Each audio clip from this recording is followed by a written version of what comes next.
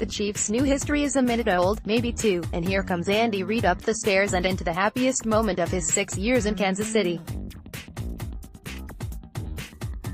He catches eyes with his grandson, does a sort of grandpa two-step, then lifts him up for a hug. The old coach has known so much disappointment this time of year. Not now. Finally, not now. The Chiefs' new history is 3 minutes old, maybe 4, and here comes Patrick Mahomes up those stairs like a bolt of lightning. He swoops in, smile stretching his face, and gives his headband to a small fan wearing a No. 15 t-shirt. The boy screams, poses for a picture, and yells toward nobody in particular. This is Mahomes. Even if winning a playoff game at home is a basic sign of competence in a league built for parity, this is a joy that Chiefs fans have not known in 25 years. Their team beat the Colts 31-13 in an AFC division round playoff game at Arrowhead Stadium on Saturday. For longer than any reasonable person would think is fair, Chiefs fans wore that old playoff heartbreak so hard and so intimately. 25 years without a home playoff win. The drought is old enough to have graduated college, to rent a car, to have a mortgage. He drove through a blizzard to get here and sat through a pile of abnormally large snowflakes to watch. Jordan Lucas, the Chiefs' safety, nearly drove his truck off the road.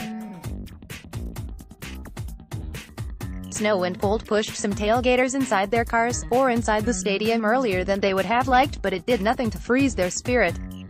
The old building rocked, over and over, from the defense forcing the first punt to Mahomes' sidearm throws all the way until the clock expired, with the Colts going through the motions of a desperate drive that had long become pointless. This is an afternoon that changed the Chiefs' sorry postseason history, and the gift is the franchise's first AFC championship game in a quarter-century next weekend against Sunday's Patriots-Chargers winner. The game will be the biggest in Arrowhead Stadium history, and the first AFC championship game ever played in Kansas City. It's been a long time coming, Chairman Clark Hunt said. So damn good, about time, defensive lineman Chris Jones said. We know we can help the city a lot, fullback Anthony Sherman said. A necessary disconnect exists between fans and the players they root for. When the Chiefs blew that 38-10 lead in Indianapolis after the 2013 season, Mahomes was in high school, getting ready for baseball season. The burden of the fan is not the burden of the player, but the two are by definition entwined because one's success is the other's. Over and over and over again, both during the week and after the game, Chiefs players have been asked about the sorry postseason history of the uniform they wear. Over and over and over again, both during the week and after the game, Chiefs players have told anyone who would listen that they don't care about any of that. It's not their focus. Can't be. Shouldn't be. It's all these numbers, said Dustin Colquitt, the punter who's been with the Chiefs longer than any other player. 25 years, since the last home playoff win, or never hosted an AFC championship game, all these things. But we have so many new guys playing, they don't look at that. They just say, we're supposed to win at home. That's true, but even those who haven't been here long know the pain. Mahomes watched from the sideline as the Chiefs blew a 21-3 lead to the Titans in this game last year. Reggie Ragland, in his second year with the Chiefs, said that failure was top of mind. The whole time, he said, it's finish, man, finish. That's where the boundaries start to blur. The emotional backlog against a dam of 25 years will always rush out in force, and so at least in some indirect way, the energy of a middle-aged man who picked up a Chiefs habit as a kid can spill out onto the field. If it didn't, Jones would never dance on the field during timeouts. If it didn't, playing at home wouldn't matter.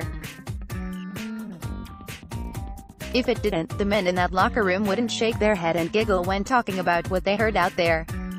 Crazy, awesome, from the very start. Sherman said. They were crazy, we were crazy, Lucas said. You can just feel it, cornerback Kendall Fuller said. The details of this game will fade over time when compared to both the meaning of the win and whatever happens next week. That's too bad, because there was plenty worth remembering. Bob Sutton's defense, which all year has been sort of the devil's bargain for having this offense, played its most impressive game of the season. Andrew Luck had been the league's hardest quarterback to sack, but the Chiefs brought him down 3 times, including once with the ball, and hit him 5 more. They even picked up the offense after Sammy Watkins' second-half fumble. The corners covered like never before, in particular Charvarius Ward, who knocked down 4 passes.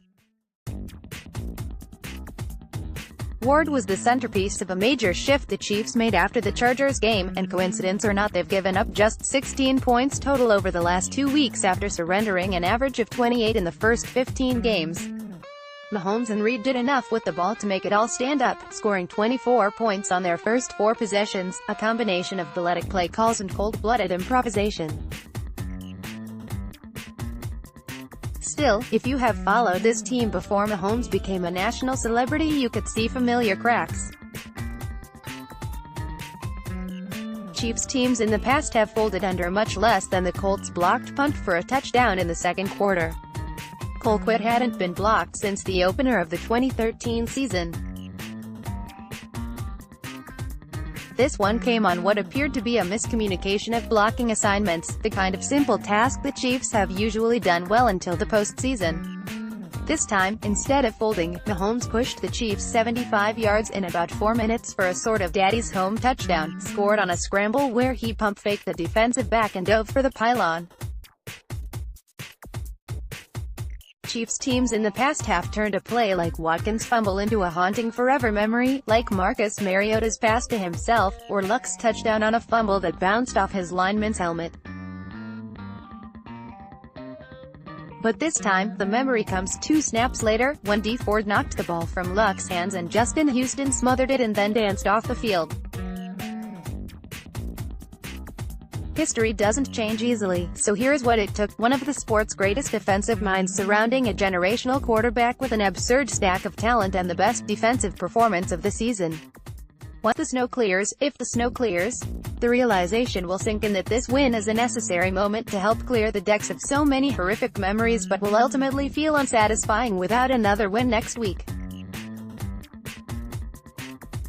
This is one more spot where the boundaries blur. Right or wrong, fair or not, the burden of the fans becomes the burden of the players. 25 years without a home playoff win is done, dead, weight off the shoulders. But here comes 49 years without a Super Bowl, and the fact that the Chiefs have never been good enough to win the AFC Championship trophy with their founder's name on it. How's that for some weight?